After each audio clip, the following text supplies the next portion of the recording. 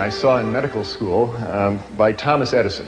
It said, the doctor of the future will give no medicine, but instead will interest his patient in the care of the human frame, in diet, and in the cause and prevention of disease. And one of Thomas's brighter ideas. And when I saw this quote in medical school, I just passed it right on by. I went to the University of Illinois College of Medicine in Chicago, and I was so into becoming a real doctor, and real doctors do real doctor things. They deliver babies, they fix broken arms, they sew up lacerations. That's what real doctors do. And diet was boring stuff. And nutrition, yeah, you send them down to the dietitian, and they figure out a 2,000 calorie diet, and don't bother me. And that's how I practiced medicine for the first 8 or 10 years of my career. Well, I have soon, or late, come to realize how important what we eat really is in the creation and prevention of so many of the diseases that we see today. And I'll tell you how I came to those realizations. Now, the North American diet has changed. This is not going to be a technical lecture, but I did want to show you this one graph because there's some very significant lines here. The two top lines, the lavender line and the yellow line, are the amount of plant-based foods that are consumed in the United States and in Canada as well. And this is back in 1909. You can see we were eating a lot of grain products. We were eating almost 300 pounds of wheat and barley and other grain products, and almost 200 pounds of potatoes a year. Look what happened in the intervening 85 years. Our consumption of wheat and grain products have fallen to half of their 1909 level, and our potato consumption has fallen to half of their 1909 level. Look what happened to the amount of flesh foods that we are eating. The amount of milk we consume has more than doubled. Our beef consumption's gone up by 50%, and our chicken consumption's gone up by 280%. We are eating a tremendous amount of animal flesh, and we have essentially exchanged a plant-based diet for a meat-based diet. And the results have been just disastrous for both our health and the environment. Consider how much animal flesh most North Americans eat. In their lifetime, the average meat-eating American is going to eat 15 cows. Going to eat 24 hogs, eat 12 sheep.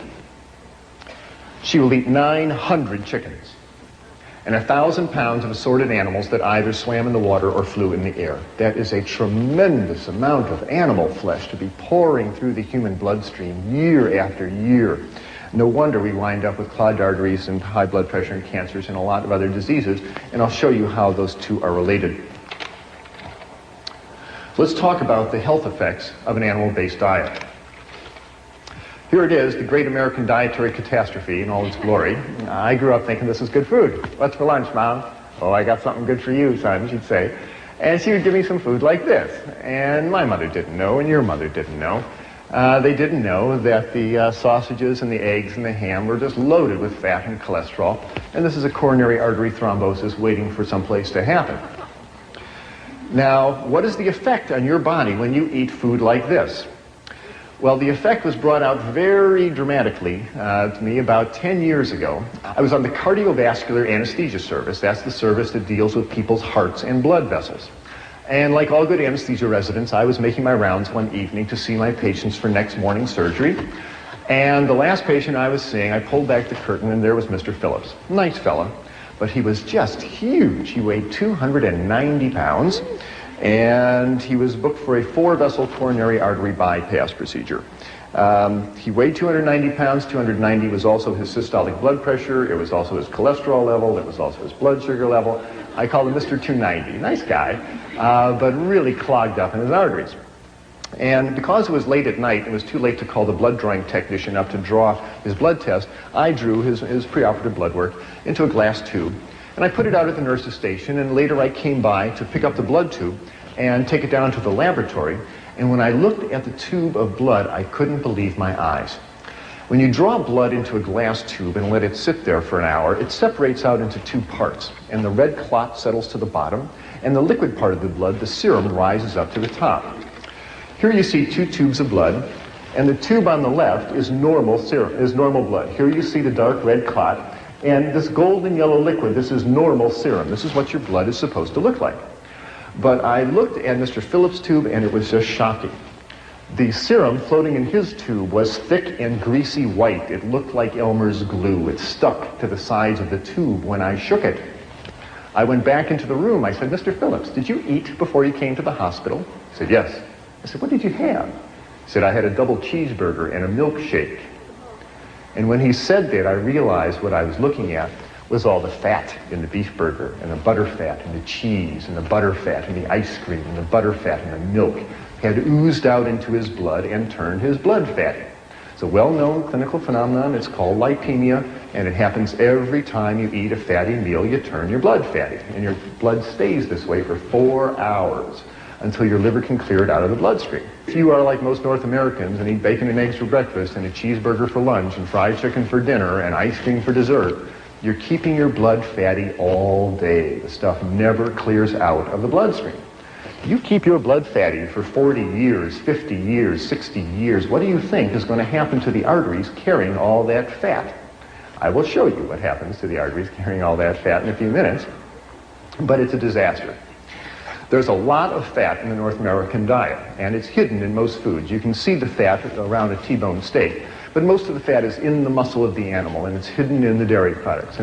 And most of the folks who present food to us don't want us to think about the fat, especially the fast food industry. They really don't want you to think about how much fat is in their burgers and hot dogs, except one chain of fast food restaurants in Los Angeles. There is one burger chain that is very forthright about the reality of the fat content of their diet, and they come right out and tell you clearly on their marquee about the product that they're selling.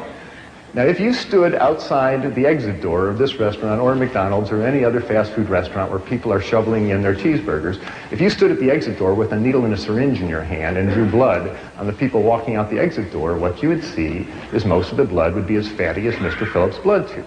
Now, they're all in there making the blood fatty.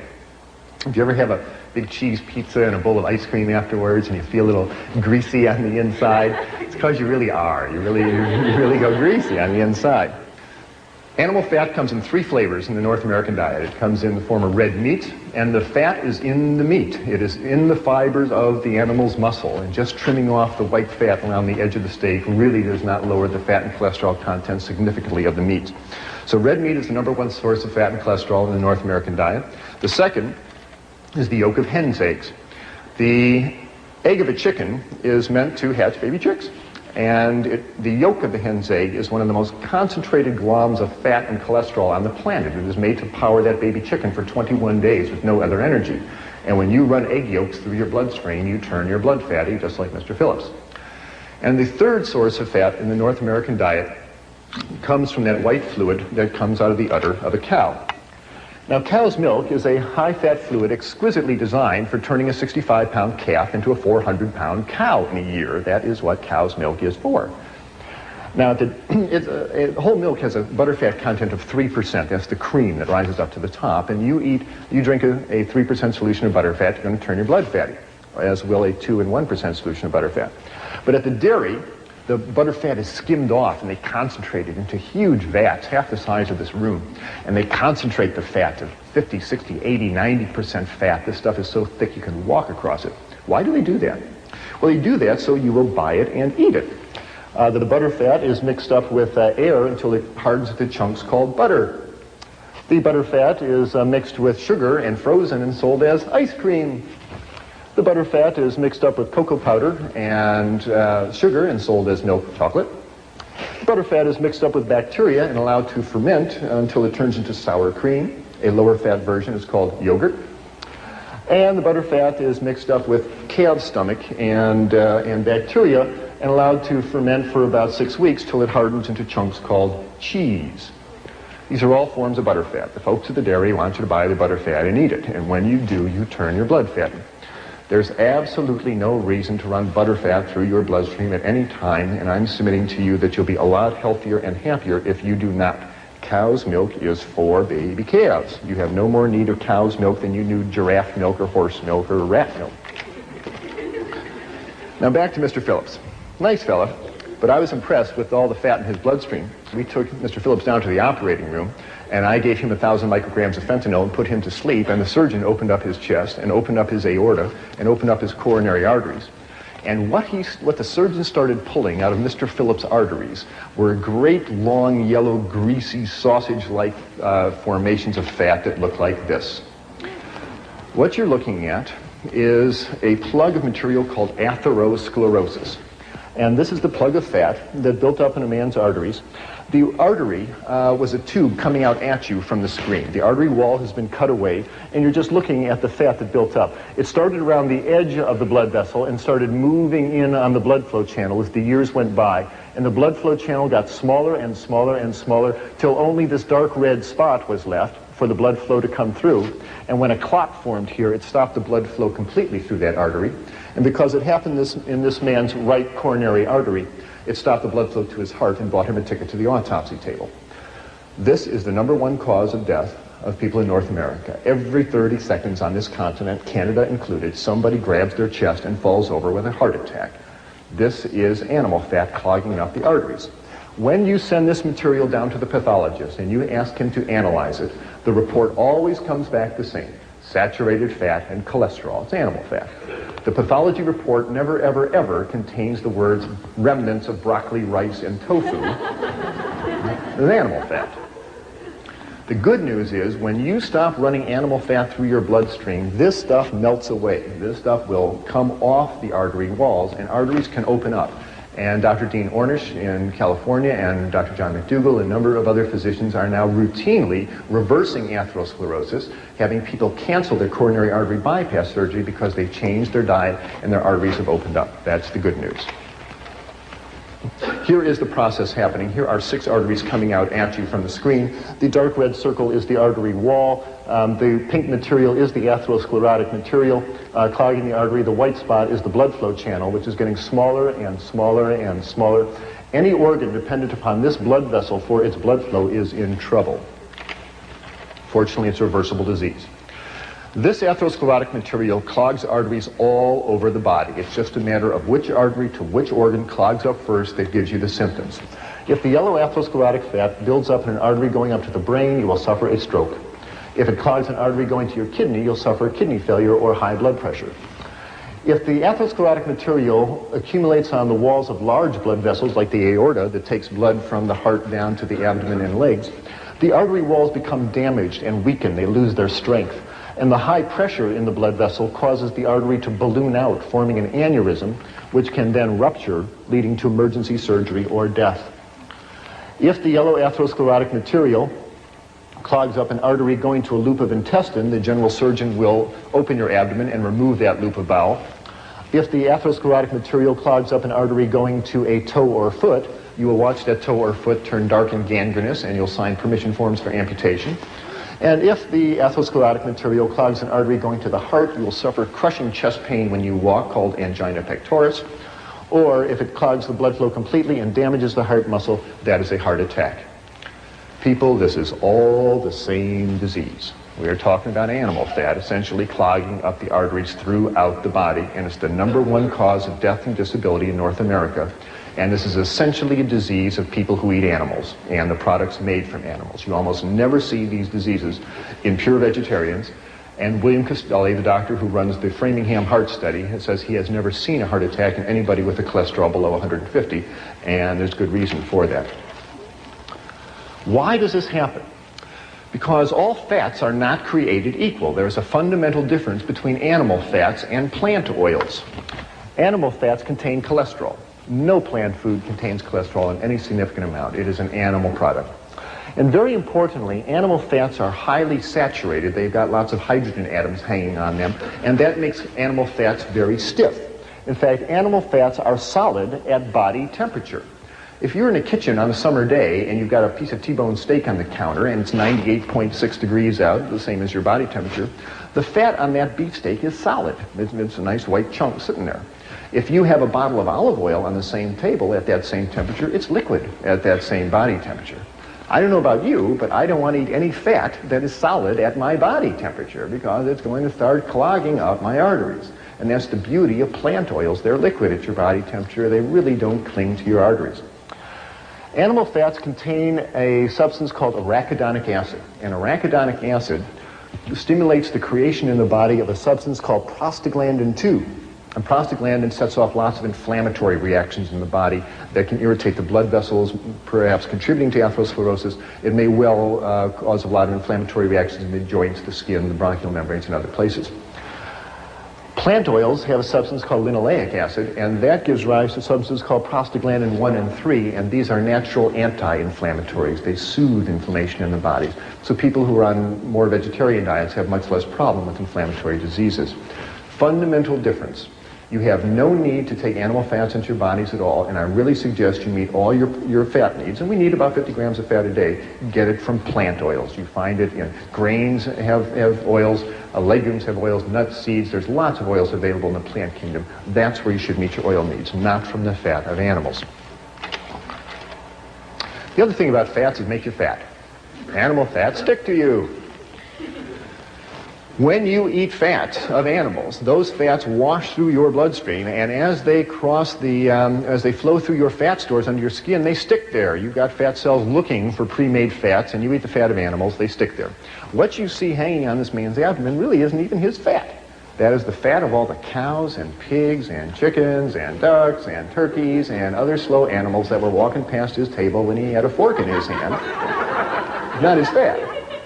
The good news is, if he changes his diet and starts eating rice and vegetables and good plant-based foods, this stuff melts away, and people get leaner. It certainly happened to me. Remember the old nursery rhyme of Jack Sprat, who could eat no fat, his wife could eat no lean? You always see Jack portrayed as a lean fellow because he ate no animal fats. Mrs. Sprat's always seen sitting down. She has a hard time getting up. Her knees hurt her, her blood pressure goes up, her diabetes gets out of control, so she's usually sitting down. The lesson of Jack Sprat was certainly not lost on me, because back in the operating room in Vancouver, here I was, and now I'm the anesthetist, and I'm standing at the head of the table looking down into the surgical wound, and I'm seeing all this fat in these people's arteries. And I did most of my growing up on a dairy farm in Wisconsin. I've been milking cows since I was 6 and driving tractors since I was 8. And not only was Mr. Phillips eating all these animals, but so was Dr. Clapper. And I was eating cheese and chickens and various other slow animals, and I was getting concerned. Not only should my patients not run all that fat to their bloodstream, but this old doc shouldn't either. So I said to myself, if you don't have to run all this fat to your bloodstream, must you? What is the nutrients in meats and dairy products that if you don't eat them, you're going to be deficient of? So I opened up my books on biochemistry and physiology and nutrition, and guess what I found? There is absolutely no nutrient, no protein, no vitamin, no mineral, no nothing found in meats and dairy products that you cannot obtain on plant-based foods.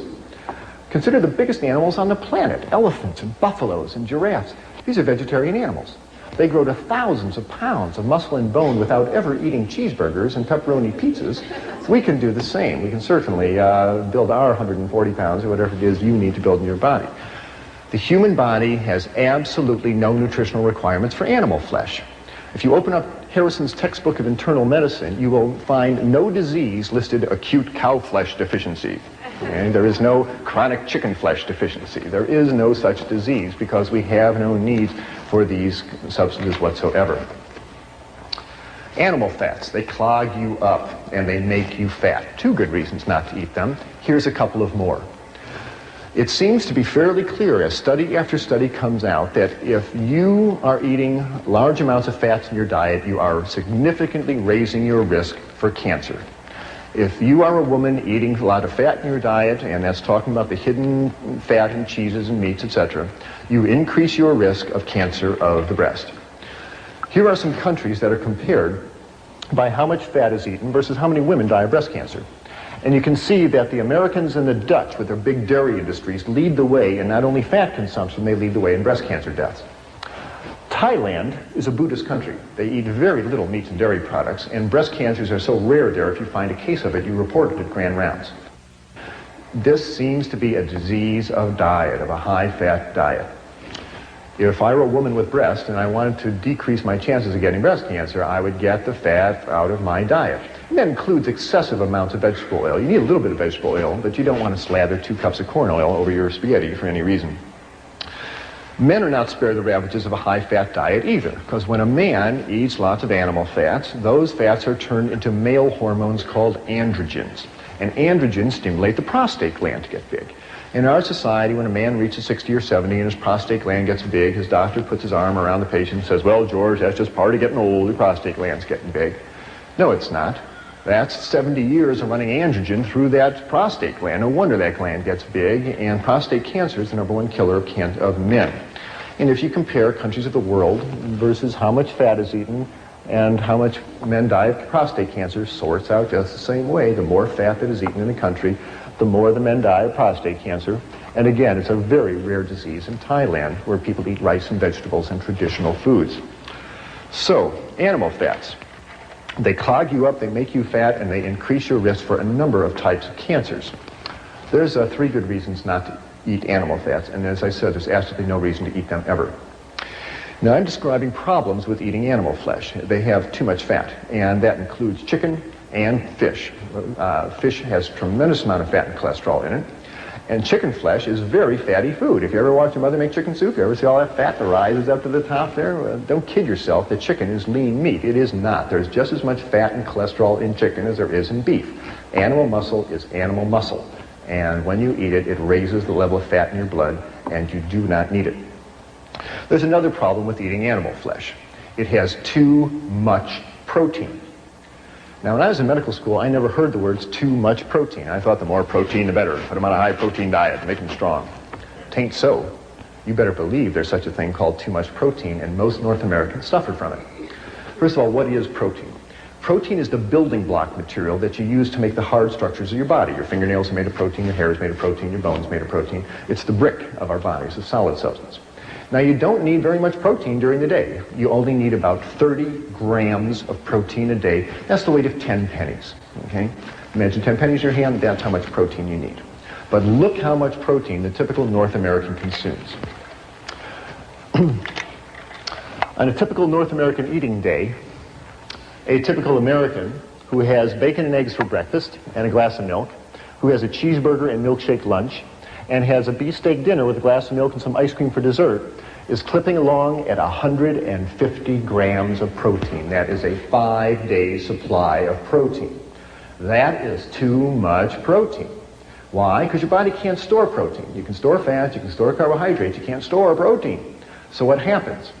Well, your liver starts breaking down that protein, and as it metabolizes it, it releases all sorts of toxic nitrogen-containing waste like urea and ammonia and amino acid fragments. And these have a detrimental effect on the body, because as all these amino acid wastes go through your kidneys, it makes you lose calcium out of your urine. Why does that happen? Because there's fundamental differences between animal protein and plant protein. And I'm talking about the protein in meats and dairy products. Animal proteins contains amino acids that have sulfur, and sulfur makes extra acid in the body. And as acids wash through the bone, they dissolve calcium out of the bones. Plants have much less acid. Animal protein is very concentrated. The muscle of an animal is the most concentrated protein on the planet, and so there's a big bolt of protein that goes into your bloodstream as soon as you eat it. Plant protein is mixed up with fiber. When you eat whole grain rice or whole grain barley, it takes hours for that to be absorbed into your bloodstream. The absorption time is much, much slower. So the less acid nature of plant protein and its slower absorption rate means it's much gentler in the body, and it doesn't pull calcium out of your body. That's a very significant phenomenon. The phenomenon of protein pulling calcium out of your body is appropriately called protein-induced hypercalciuria, too much calcium going out in the urine. What I'm saying is, and it's well documented, when you eat a big bolt of animal protein, whether it be red meat or chicken or fish or even milk, the acid nature of the protein washes through the bones, dissolves the calcium, which then goes out in the urine. And what I'm telling you is that every time you eat a piece of chicken, and every time you eat a piece of fish, ladies, for the next 3 or 4 hours, you urinate calcium out of your body down the toilet.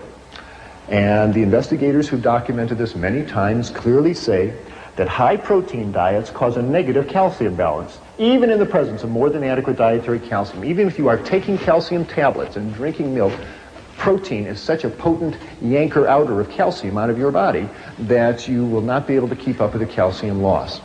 Does that ring a bell with anybody? It did with the investigators. They said that osteoporosis, thin, crumbly bones that fracture easily, would seem to be an inevitable outcome of continued consumption of a high-protein diet. In our society, we are told that the cause of osteoporosis is not chewing up enough calcium tablets or not drinking enough cow's milk. And you're really told to believe this. There's a lot of medical evidence that says this just is not so. And this was clearly shown, I feel, in a study that was released by Cornell University recently, done by Dr. Colin Campbell, where they investigated thousands of people in the Republic of China. And they found that in this country, essentially osteoporosis is unheard of. They don't get osteoporosis. And women make it into their 80s, having nursed 5 children, and they have nice, strong bones. And yet here is a country that consumes essentially no dairy products. The milk isn't available, the cows aren't available, the refrigeration isn't available. They get all their calcium out of grains and greens and fruits and vegetables, and they don't get osteoporosis because they are eating grains and vegetables, and it doesn't make them urinate out their calcium. But it's been clearly shown as the Chinese folks move to the cities, get more affluent, and start eating more meat in their diet, they start losing calcium, and then the osteoporosis appears. It's really becoming apparent that osteoporosis seems to be not so much a disease of calcium deficiency, it's a disease of protein excess. You see osteoporosis in the countries that consume the most protein. In the United States, in Scandinavia, in Europe, and in Australia. That's where you see osteoporosis. You don't see it in China, you don't see it in rural South America, you don't see it in rural Asia, where people are eating grains and vegetables. And I'll tell you, dairy products are no protection against osteoporosis because the Americans and the Canadians and the Scandinavians are the people who drink more milk and eat more cheese than anybody else on planet Earth, and they have the worst osteoporosis on the planet. And if dairy products protected you from osteoporosis, you wouldn't see it in North America, and you see just the opposite. Because there's so much protein in dairy products that it actually puts you in negative calcium balance, makes you urinate out your calcium, and Dr. Recker's study clearly showed this. They gave women 3 8-ounce glasses of milk a day for a year, and they were still in negative calcium balance because there's so much protein in milk. Don't rely on dairy products for your calcium. Get it out of grains and greens and fruits and vegetables, but most important, hold on to your calcium by getting all that chicken and fish flesh out of your kidneys and out of your body and out of your bones. There's been studies comparing the bone density of vegetarian women versus meat-eating women, and clearly the vegetarian ladies hold on to their calcium better than the meat-eating women because they're not eating all that protein. The third problem with the North American diet, outside of having too much fat and too much protein, is that it has very little fiber in it. Plant fiber are the starches and sugars in plant foods that are not absorbed out of the intestine into the bloodstream. They stay in the intestine. They pass through the intestine. These plant fibers draw water into the intestine. They make for a nice soft fecal material, makes for nice normal bowel function.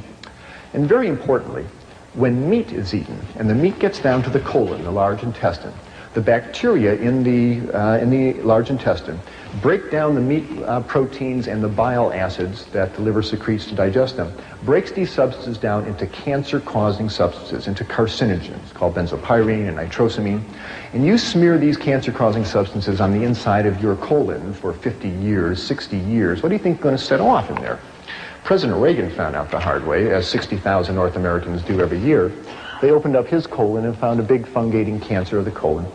This is essentially a disease of meat-eating people. You very rarely see this in vegetarian people because they're not smearing all that meat protein on the inside of their colon. Another good reason to consider eliminating animal products from your diet. You will substantially lower your risk of cancer of the colon. Numerous studies have now shown that. Why does all this happen? Good heavens, what a set of catastrophes to fall on you just because you want a cheeseburger for lunch. That doesn't seem fair, does it? Well, to me it seems pretty logical, because our digestive system simply is not that of a mountain lion. We are not carnivores, no matter how you look at it. In fact, if you compare the digestive system of man to a mountain lion and that of a true herbivore like a horse, you find we are far more like the herbivore than the carnivore. If you look at the mountain lion, you'll see that the jaw joint is an up and down vertical hinge. Jaws of your house cat and mountain lions open up and down like a trapdoor. They cannot chew from side to side if they wanted to because their jaw joint won't permit it. Horses, antelope on the other hand, have nice sliding jaw joints that permit them to chew in a rotary motion, and that works very nicely with their flat grinding molar teeth in the back of their lower jaw, which allows them to grind up grains and greens and grasses. That is exactly the same arrangement that you and I have. We have nice sliding jaw joints and flat grinding molar teeth. The back teeth of your house cat or a mountain lion are overlapping, shearing fangs for tearing flesh. We really don't have carnivorous teeth. The stomach acid of a mountain lion is 20 times more concentrated than that of either a horse or a man, because mountain lions are digesting flesh, which is protein that needs a lot of acid. These animals are digesting carbohydrates that require a lot less acid to digest. And finally, the mark of the intestine is a very key differentiating point. Whoever designed the mountain lion seemed to know again that when meat sits in the colon, it breaks down into carcinogens, and those cats do not want that meat sitting in the bowel for very long. And on a mountain lion, the intestine is 12 feet and out. It's time to move that stuff right out. That's a mark of a carnivore. The herbivores have the opposite situation. Horses and antelopes and gazelles are chewing up plant fiber all day. Their enzymes need a long time to break down all the plant fiber. So it's in the herbivore's interest to have a great long intestine, and herbivores do, and so do we. If you were the size of a horse, your intestines would be 1.5 times the length of a horse's intestine. We have great long herbivorous intestines, not very much acid in the stomach, flat grinding molar teeth, and sliding jaw joints. We are way more designed like an herbivore than a carnivore. Now, I'm not saying we are complete herbivores, and we do have the ability to digest small amounts of meat, I believe, as an emergency ration to get us through times of famine. But if you eat a diet of all meat, like a mountain lion, you'll die. If you eat a diet of all vegetable products, you'll thrive, and it's been shown throughout history. Now, when I make these comparisons, inevitably somebody points to their canine teeth in their upper jaw and they say, aha, what about these? Why were we given sharp teeth like this if we weren't supposed to be eating meat? To that, I can only reply that these canine teeth in our upper jaw work very well for biting into apples and bananas and potatoes, but they really aren't carnivorous teeth. If you want to see what a set of real carnivorous teeth look like, here they are. Now, if your teeth look like this, you can walk into McDonald's, order 3 Big Macs, say, don't bother to cook them, I'll take them just like they are. But seriously, if you look at the canine teeth on this big cat, compared to the central incisors, you'll see the canines are much longer than the central incisors. If you look in the mirror at your own teeth, you'll find that your canines are shorter than your central incisors. They just don't work well for biting through flesh. And if you think they do, run this little thought experiment. Imagine running out to the nearest cow you see, jump on its back, open your mouth, and take a big bite out of its backside. Now what are you going to find? You're going to find that your mouth is very small, and that your teeth are very short, and that you can't bite through that animal's hide, let alone its muscle, and you're going to get bounced off that cow and walk away very hungry. So the effects of an animal-based diet on the human digestive system and the human body has just been disastrous. It has led to an epidemic of clogged arteries, of obesity, of cancer of the colon and the breast and the prostate gland, drains calcium out of our bone and gives us high blood pressure. And fats on the body soak up insulin, and insulin is what you need to burn up your blood sugar. And people who are obese frequently have adult onset diabetes, and they can't handle their blood sugar. As people get leaner, their fat stores go down, that frees up their insulin, and many patients in my practice have had their diabetes go away because they get nice and lean and they've got plenty of insulin that works. And this has been my experience in my medical practice. When I saw Mr. Phillips and all that fat in his blood, and I decided to change my diet, wonderful things happened.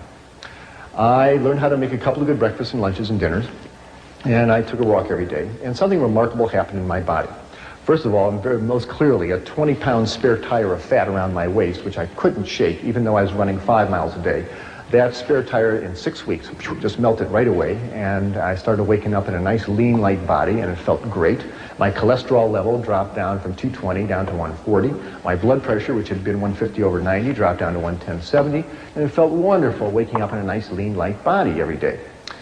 Well, with that, I knew that there was not only a change in my life, but there was a change in my medical career happening, because there I was learning to be an anesthesiologist, and I was literally spending my day putting people to sleep.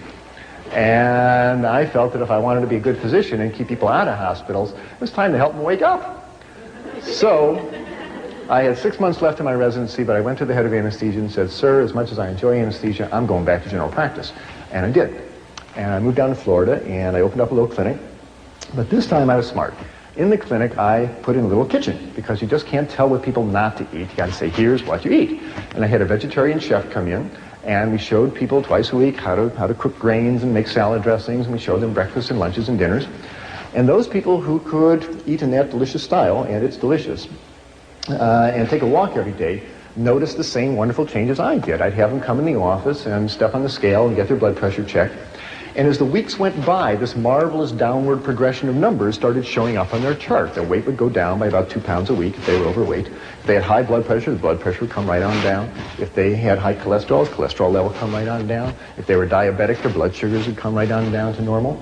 And very happily for me, the dosage of powerful medications I had these people on for their high blood pressure and their diabetes, I could lower them right on down, and in fact, many times, get them off those medications completely, including those for high blood pressure and diabetes, those pills that people are told they must take for the rest of their life. It's not that hard to get someone off high blood pressure pills. Just get all that fat and sodium, which is found in the meats and the dairy products, out of their diet, and most people's high blood pressure comes down to normal. But the best part is, they'd be walking out of the office and they say, you know, doctor, it's nice, my blood pressure's down, it's nice, my cholesterol. You know, the best part, I haven't felt this good in years. I feel light and clean, I got energy, I sleep better, my breath is cleaner, I feel good. And that just warmed this old doctor's heart no end. Medical school never really prepared me for people getting healthy. And yet, there they were, getting healthier right in front of my eyes. It was really exciting to see. Now, the problems that I mentioned with meat, too much fat, too much protein, and no fiber, are common to all meats, whether it be red meat or poultry or fish. Have no illusions. Animal muscle is animal muscle, and they all have too much fat, too much protein, and no fiber. But nowadays, animals are not raised in old McDonald's barnyard out in the sunshine, so there's a whole new set of problems because the animals are raised on factory farms in conditions of tremendous overcrowding. These animals are fed grains that are sprayed with herbicides and pesticides. These are fat-soluble substances that concentrate in the flesh and the eggs and the milk of the animals. And the largest amount of pesticides and hydrocarbons coming into your diet are not those sprayed on fruits and vegetables. They comes in meats and dairy products. And if you want to decrease the amount of pesticides you eat, consider cutting down the amount of animal products you eat. The animals in factory farm systems are fed tremendous amounts of antibiotics. When you feed antibiotics to animals, they grow bigger and they are less prone to infection. And half the antibiotics made in the United States, 30 million pounds of them a year, are fed to animals in their feed.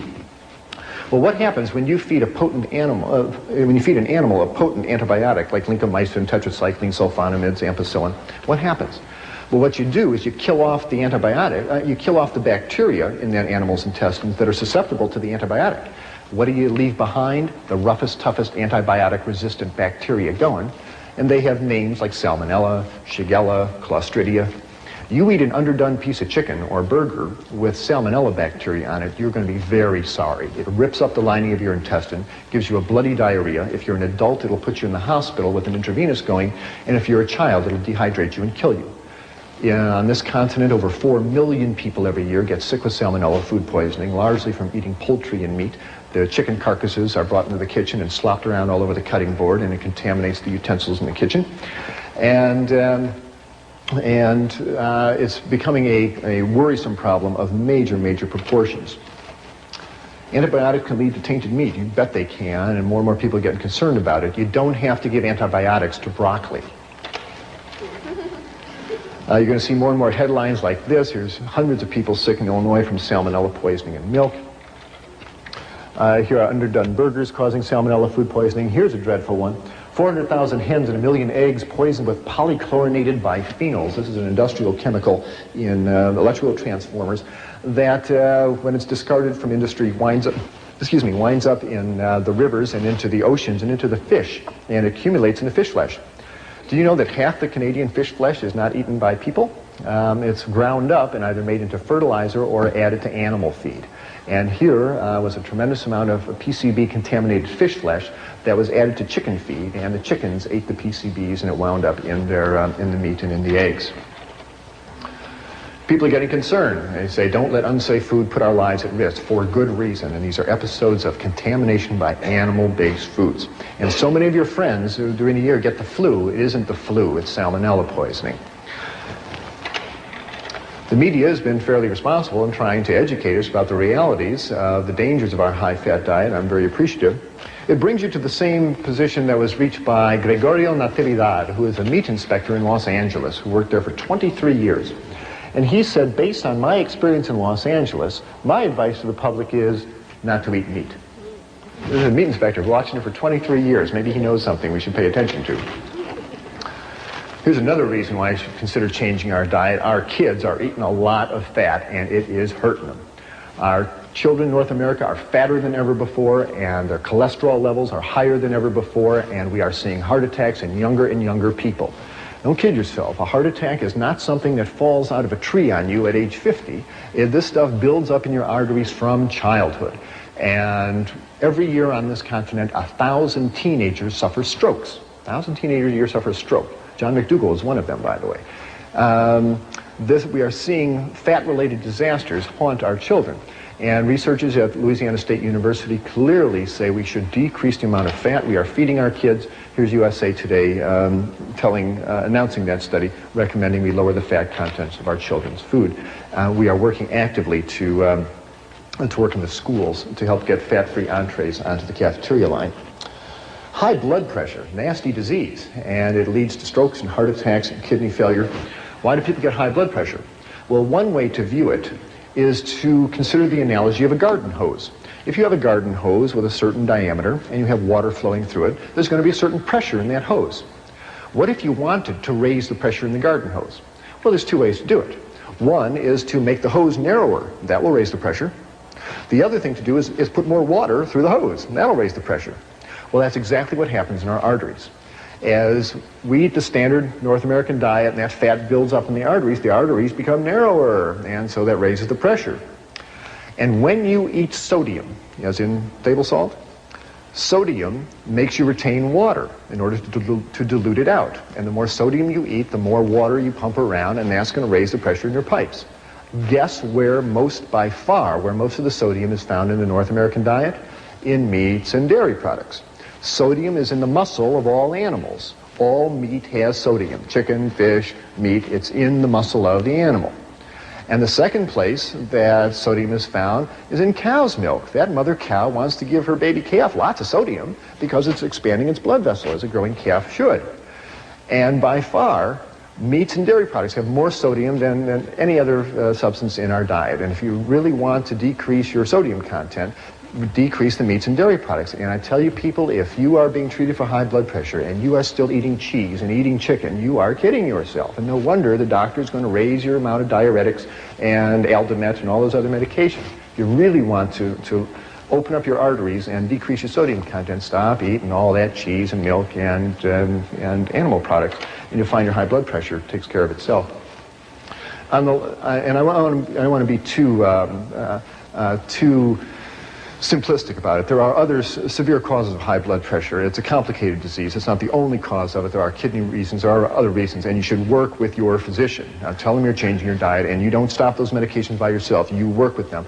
But if you stay in communication with a physician, it is possible, changing your diet, to taper down those medications. And I found numerous times that the doctor better taper down those medications because as people change their diet, reduce the fat and salt, the potent medications we have them on become too strong, and people start passing out when they stand up. It's important that the doctor tapers down the medication. So tell him or her that you're reducing your sodium content and work with them. You'll often be able to get off your medications or at least substantially reduce them. Premenstrual syndrome, PMS. Whoever thought that had anything to do with diet? Certainly does. When a woman eats animal fats, again, that substance prostaglandin 2 is released in her body, and prostaglandin 2 makes the uterus constrict, it makes her retain fluid, it makes her get irritable. Premenstrual syndrome. I can't tell you how many women in my practice, when they've eliminated the meats and dairy products for other reasons, for blood pressure reasons or obesity reasons, a few months later they're walking out of the office and say, you know something, by the way, my PMS went away. My last 3 periods haven't bothered me at all. Isn't that amazing, doctor? No, it's not amazing. The lady stopped running fat through her bloodstream and changed her prostaglandin balance, and her body's a lot happier. These conditions that I'm telling you improve with a vegetarian diet. I'm not trying to say it's a panacea. I think the opposite situation exists. Why do we have all these diseases? I think it's analogous to pulling into a gasoline station with your car, and instead of pulling up to the gas tank and putting a gas pump and putting gasoline in your car, you pull up to the diesel pump and you put diesel fuel in your tank, which is kerosene. Now, kerosene is too oily. And what happens? You drive away and there's black smoke coming out the tailpipe, and there's crud building up on the spark plugs, and the engine runs rough and it stops. And you get towed back into the garage, and the mechanic asks you, what are you burning in for fuel? And you say, well, kerosene. And he says, well, I have an idea. Why don't you try gasoline? and you put gasoline in the car, and, oh, works great. Oh, the black smoke disappears, the engine hums along, and you think about the mechanic and say, oh, he's so smart. He's not so smart. He just told you to put the proper fuel in the engine, and it'll run fine. Similarly with us. Animal fats are too oily, they're too greasy, they stick to us, they clog us up. Your body cells burn carbohydrates. Your Krebs cycle enzymes burn carbohydrates. We burn sugars and starches. That's what you want to run your body on, not animal fats. Which brings us around to the Seibu Lions of the Japanese Professional Baseball League. More and more world-class athletes are realizing that our body cells burn sugars and starches, not fats. And if you are an athlete about to run a marathon or play tennis or basketball, it is just irrational to sit down to a big T-bone steak and load up on fat and protein. That's exactly what you don't want. You want carbohydrates. And training tables around the world are springing up with fruits and pastas before a match, and that's really what athletes should be eating. Seibu Lions finished in last place in their league in 1981. Their coach put them on a vegetarian diet. The next year they came up, beat everybody in the league, and took the league championship 2 years in a row. There are now vegetarian weightlifters, and Andres Cowling, Mr. Universe down in California, is a vegetarian. James Donaldson, the big 7'3" and center of the Dallas Mavericks, is a vegetarian. There's marathon runners that are vegetarians, cyclists, tennis players. You don't have to eat a bull to be as strong as one, that's for sure. We need a higher viewing of nutrition altogether. The one that we've been given simply isn't working very well. We need a higher viewing. What is the higher viewing? Well, let's talk about the one that isn't working very well. If you learn nutrition like I did, you learned it off this silly poster that hangs in grammar school walls all over this country, and it essentially says that food comes in 4 groups and 4 groups only. It comes in the milk group, in the meat group, in the fruit and vegetable group, and the grain group. And you better have some of every group every day, or you risk becoming sick, malnourished, or dead. Subtle message, but it's what the kids are given. It's what I grew up with. Maybe it's what you grew up with. People, let's get real about the basic 4 food group scheme. It was not, repeat, not, handed down to Moses on Mount Sinai with the 10 Commandments carved in stone. The basic 4 food group scheme was invented by the United States Department of Agriculture in 1956 to promote the sale of meat and dairy products. What do you really need to run your human body? Nutrition 101. What do you really need? You need 5 things. It has nothing to do with cheeseburgers and milkshakes. The human body has no nutritional requirement for animal flesh, none. And it functions superbly on a balanced, varied diet of plant-based foods. 5 things you require. Protein, water, vitamins, minerals, and energy. That's what you require. You need a little bit of protein, 30 grams a day. It abounds in grains and legumes and fruits and vegetables. That's no problem getting enough protein. You need 2 quarts of water every day. That's found in the water you drink, the juices you drink, the fruit and vegetables that you eat. That's no problem. You need vitamins and minerals. They are found in green and yellow vegetables. Have a nice salad every day, a couple of carrots. You get all the vitamins that you need and all the minerals. We'll talk about vitamin B12 in a minute. Even that comes from plant-based foods. And you need energy to fire your muscles and make your nerves work. But energy is found in the sugars and starches that are found in fruits and vegetables and starches, and oils that are found in whole grains and avocados and vegetable oils. There's plenty of energy available. That's all you need. Protein, water, vitamins, minerals, and energy, and a little bit of fiber to keep the intestines working normally, but that's an automatic if you're eating whole grains and fruits and vegetables. That's all you need to run your human body, and all of these are found in plant-based foods. You never have to eat an animal if you don't want to. Well, where are you going to get your protein? Perennial question posed to vegetarians. The same place that elephants and buffaloes and giraffes get their protein, you get out of plant-based food. Grains are loaded with protein. In your diet every day, you need 5% of your calories as protein.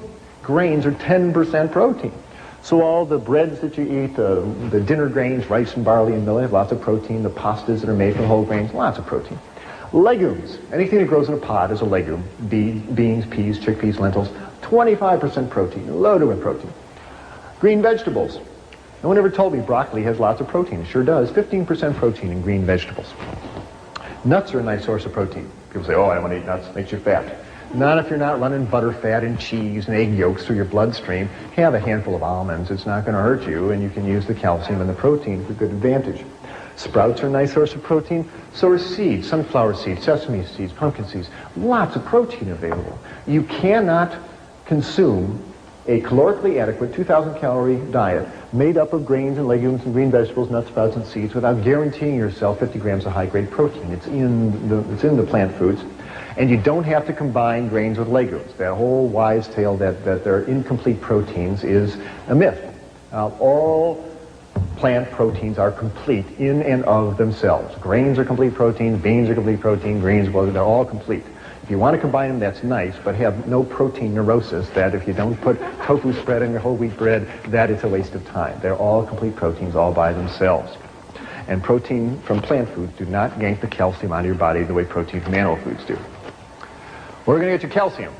If you're not drinking milk, get your calcium from the same place cows get their calcium. I mean, think about it. Cows don't drink milk. Where do they get the calcium? They get it from green plants. All green plants have calcium in it, and all the broccoli and collards and kale that you eat. Nuts have calcium, seeds, grains. Calcium's in all plant foods.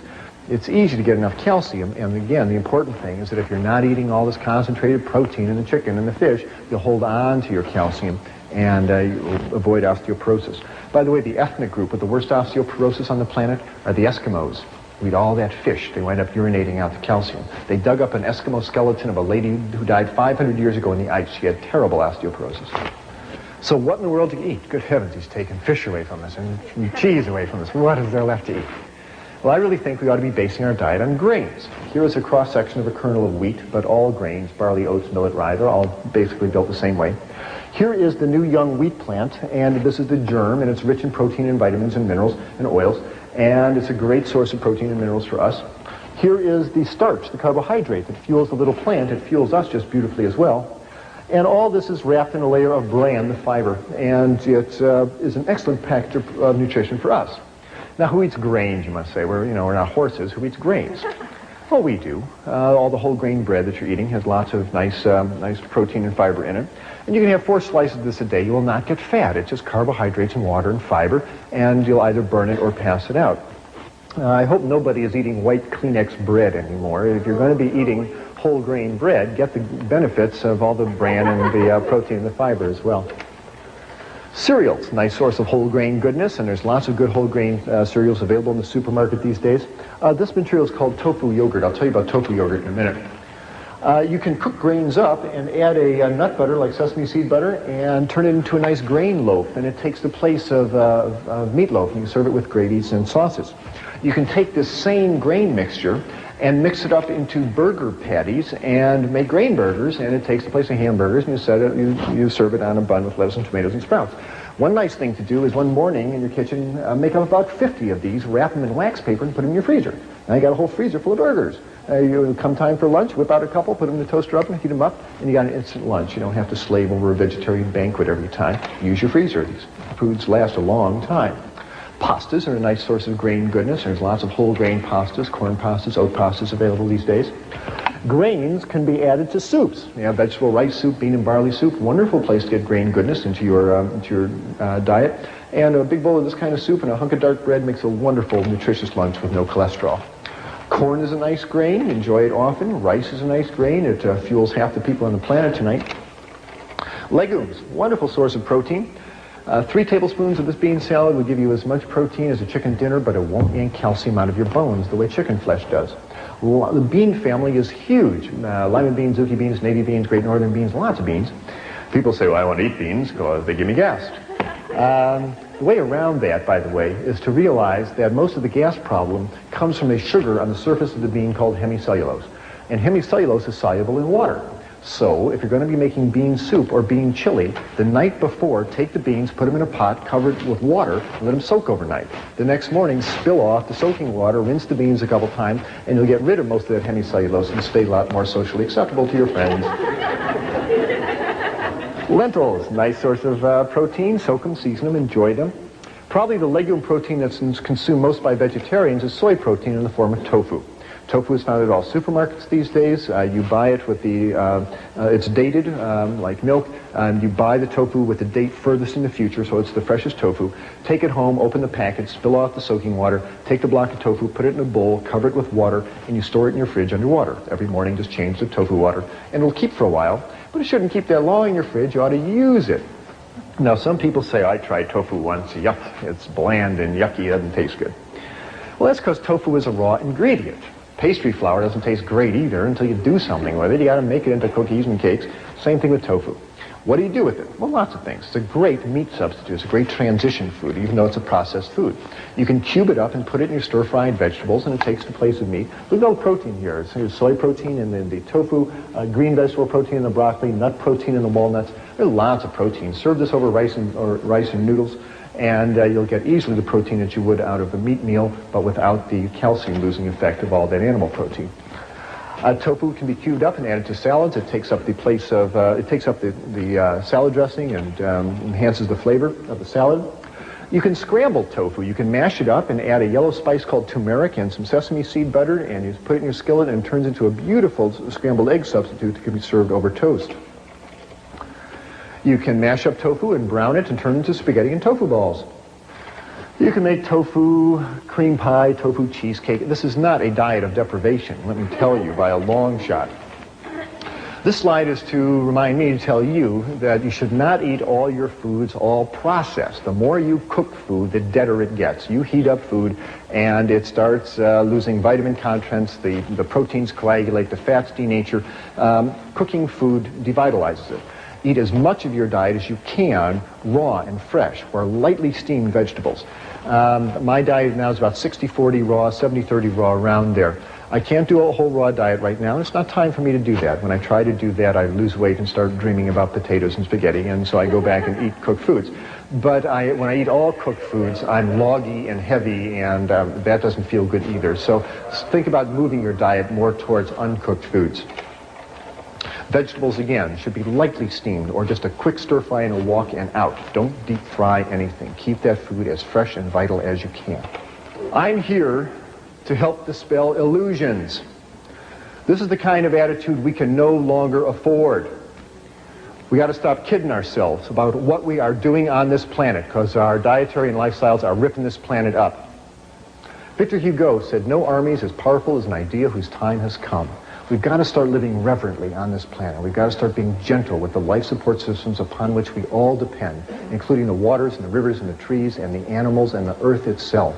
And changing our diet, along with controlling our population and getting clean energy supplies, controlling our diet is absolutely key. You have that power every time you're in the supermarket or the restaurant. People say, think globally, act locally. There's nothing more local than your dinner plate. And you have the power to make yourself healthier and the planet. If I had to summarize this lecture in a single sentence, it's this: the single most effective thing anybody can do in order to make themselves personally healthier and make this ecosystem more stable and life-preserving is to reduce or eliminate the animal flesh in your diet. It is the single most effective thing that you can do. If we will do that, we will not only ensure a better future for us all, but we will redefine the relationship we have with every creature on this planet. If you want to know more about transitioning to a healthier diet, please stay tuned for information on available support materials.